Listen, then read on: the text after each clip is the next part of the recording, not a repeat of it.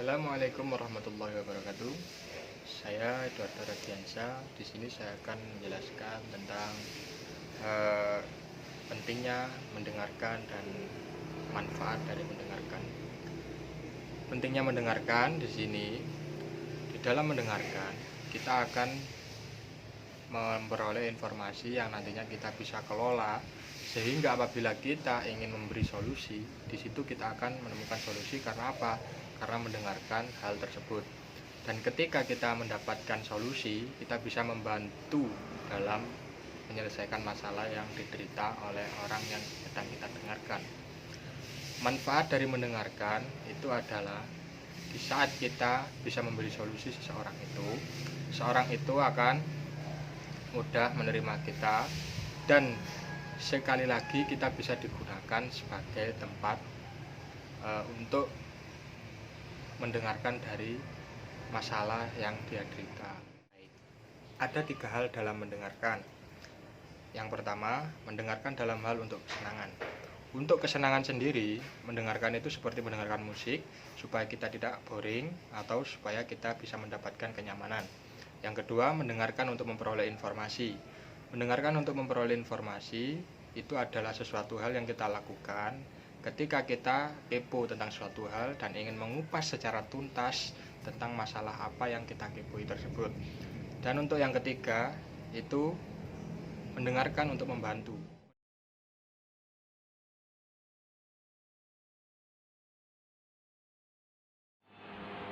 Baik, di sini saya akan menjelaskan tentang listening berries. Listening berries merupakan rintangan bagi seseorang untuk mendengarkan secara efektif. Ada 4 macam. Yang pertama adalah distraction physical and mental.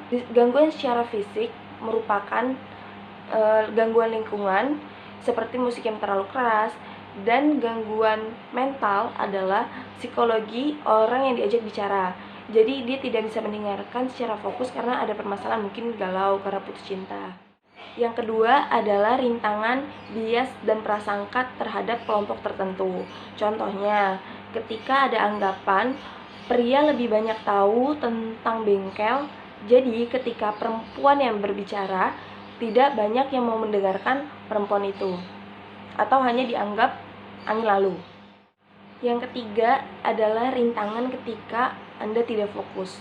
Contohnya, ketika A misalkan sedang membicarakan tentang kelompok, namun B malah mengingat di rumah A itu mempunyai adik yang cantik, makanya B hilang fokus.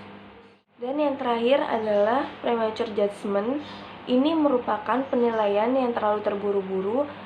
Kalian sudah berasumsi dengan apa yang nantinya akan dibicarakan oleh komunikator. Padahal seharusnya kalian dengarkan terlebih dahulu, siapa tahu asumsi kalian berbeda dengan apa yang ingin dibicarakan dengan komunikator.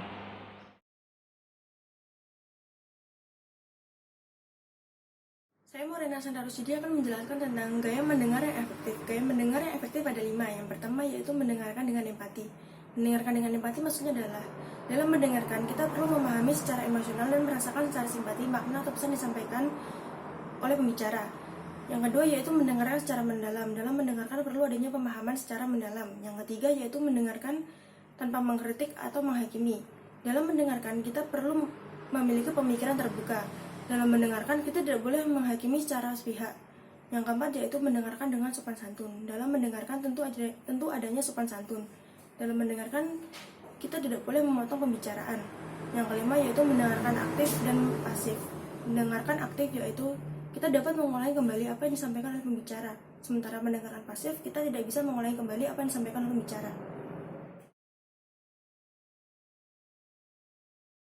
Baik, saya Ilham Abdullah akan menjelaskan tentang culture and listening dan gender and listening.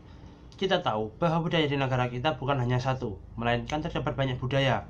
Ketika berada dalam beberapa budaya yang berbeda, maka perlu diperhatikan beberapa hal, yakni bahasa, cara berkomunikasi, sejarah dari masing-masing budaya, kepercayaan, dan umpan balik.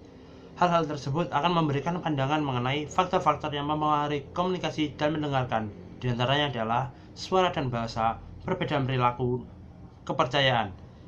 Untuk gender dan listening, dalam berkomunikasi atau ketika sang komunikan mengelola pesan dari komunikator, ada beberapa cara atau gaya yang berbeda. Perbedaan tersebut muncul karena faktor dari perbedaan jenis kelamin komunikan tersebut. Dalam hal ini, jenis kelamin menjadi salah satu komponen dalam hal mendengarkan. Karena ketika salah satu dari mereka menjadi komunikan, maka gaya atau cara yang ditunjukkan akan berbeda. Sekian, saya mewakili kelompok 8. Terima kasih. Wassalamualaikum warahmatullahi wabarakatuh.